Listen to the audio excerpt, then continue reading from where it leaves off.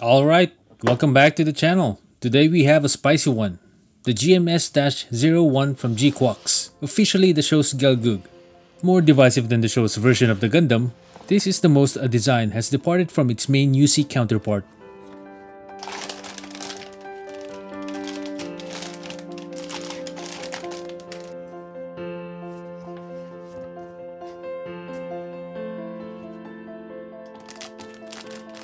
Opening the plastic bags gives us 8 runners, a decent amount for a high grade. We also get one tiny sticker sheet with only one sticker. The kits from this series have been fantastic, if not for the design, then for the level of detail they have sculpted. Just look at those molded details. Building this up, I used the 2-cut method to remove the parts from the runners. I cut at the gate, not the runners or the sprues, with my basic nippers. Then I removed the nubs with my single-bladed nipper. To clean off any remaining nubs, I sand the surface using 400 grit then to 800 grit sandpaper. I usually don't go any higher than 1000 grit because I want that rougher surface for better paint adhesion. The assembly is the usual Bandai affair of perfect fitting parts with no issues and tailored to be enjoyed by anyone. The leg section here has the most number of parts in the kit, almost as many as some RGs. Although it has a horrible seam line right across the middle of the thigh. But we'll get to that later. The rest of the build is as enjoyable as modern Bandai kits have become. The end result is a kit with a fresh take on the classic grunt suit but with better articulation and posability. It may not be your classic Gelgoog, but for me, I like this design. Which is what brought me to this custom. What would Ace suits look like with this version of the Gelgoog? Since blue is my favorite color, I wanted to do Uma Lightning's Gelgoog.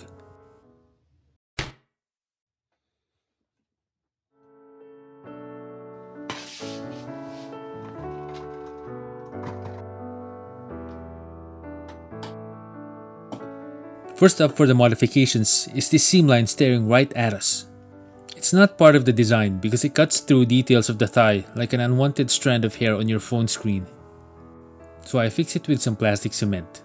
I got a new bottle of cement from Mr. Hobby, their regular deluxe and their black SP. So I tried them both to get a feel for how well they work. I clean up as much glue as I can, but I can see that I still have some gaps left over. So I fill the gaps with black CA glue and cure it instantly with some accelerator. Perfect for the job. The next seam line to remove is along the length of the housing of the back thrusters. But the way the thrusters are set inside and details that show through the housing means this is not a simple job. I decided to cut the section visible from the housing top using my handy router. Then I remove a section with my nippers so I can just slide the thrusters inside onto the pegs like C-clips. I leave the section that I cut out inside the housing as I close the seam line.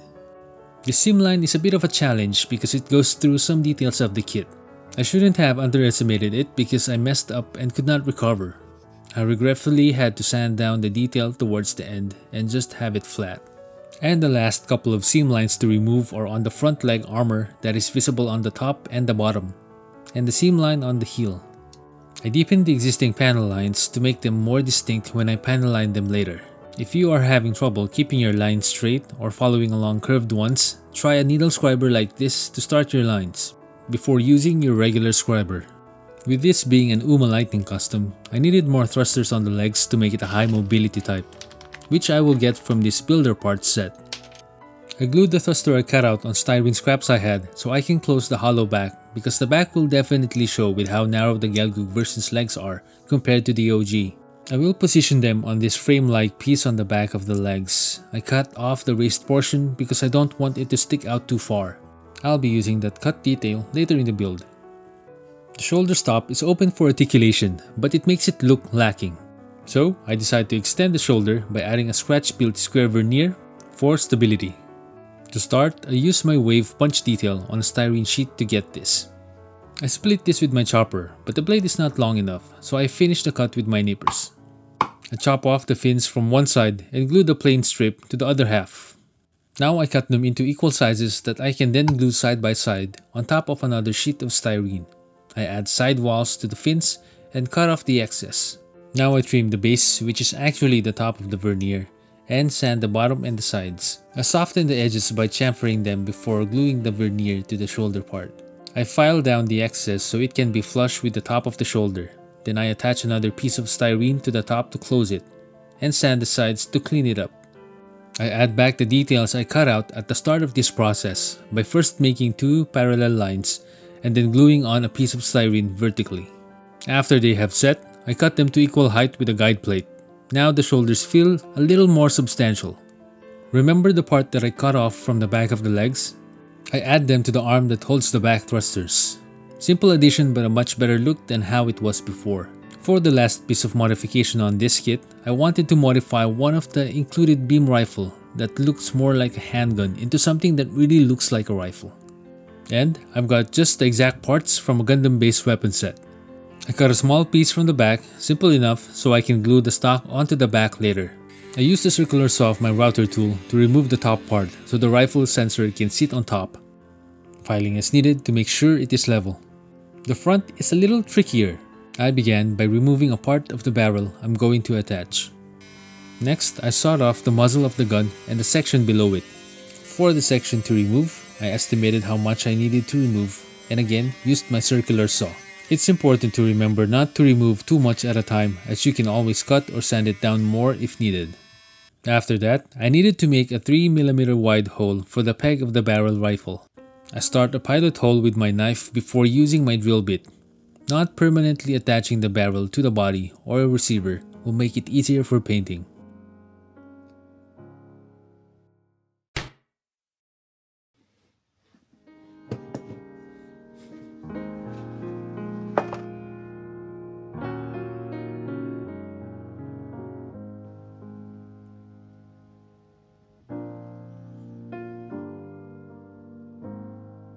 Looking at the manual for the master grade HG Gelgoog, there's not as much white as I thought there was.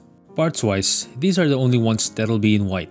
I did not follow the color guide on the master grade manual, but instead used colors I already have that are close enough, and also mixed a few to get some minor tonal variations. I used gray surfacer on white parts and black surfacer for the rest of the kit. Black allows me to skip having to paint gloss black with metallics. I only use gloss black if I really want a super shiny finish on metallic. I start painting the inside of the thruster bells with champagne gold. This will give the metallic red, which I will spray on next, a warmer tone. After that, I spray a coat of clear fluorescent paint from Gaia. You'll see the cool effect this produces at the end. I then mask the inside of the thruster bells with a mix of tape and sticky tack. I spray the outside first with gloss black. This is to cover any overspray from the previous paints, especially the fluorescent clear paint. This is also a good base for the frame metallic paint I will use on the outside of the bells. I also used this paint on the frame parts of the kit. Painting the rest of the kit was less complicated compared to the back thrusters. Just the base color with a little masking on some parts. I did a second lighter tone of Gaia Midnight Blue by mixing it with a cold dark gray color, but the difference came out too subtle. It's still a bit noticeable, especially on the arm shields. And the light blue looks fantastic over the black. Truly feels like HG blue color. The main color for the weapons is black mixed with Gaia Neutral Gray 5. And frame metallic mixed with black for some metallic sections.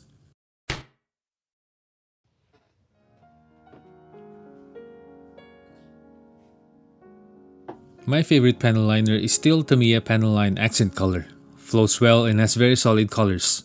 I used dark gray to panel line both the white and light blue pieces, and cleanup is easy with lighter fluid.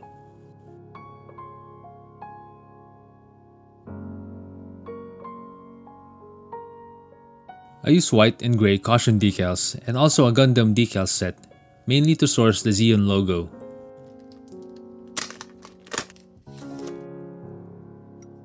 I cut the decals with my hobby knife and soak them with water on my wet palette.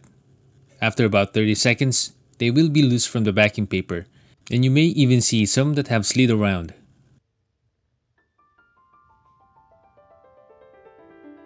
I apply mark setter on the back side of the decal and not on the piece. This is so there's not too much setter on the piece that the decals float around and become difficult to set in place.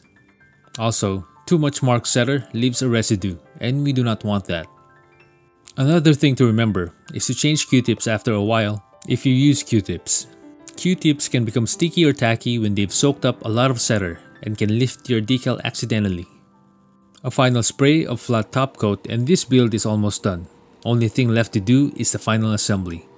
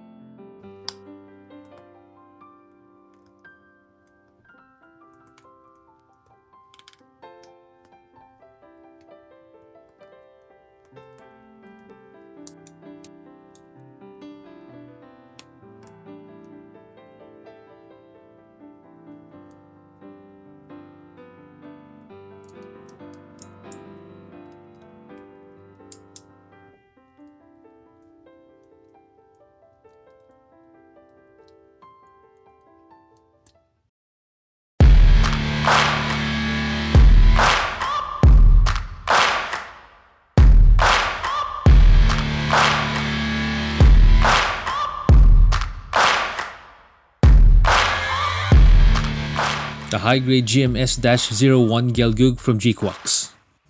More gym-like in appearance due to the data Zeon gained from reverse engineering the White Gundam. This version bears no resemblance to the classic HG Gelgoog, but personally, I like the design. This version is Uma Lightning's, one of the ace pilots of Zeon. And his light blue color scheme fits this reimagined suit. His loadout of weapons is one of the coolest among Gelgoog mobile suits, and that is what I tried to give this custom. The only thing missing are the triple missile pods on the forearms. Anyway, that is it. Thank you for watching this far and please like and subscribe if you enjoyed this video. There's plenty more cool builds I want to make and your support helps keep me motivated.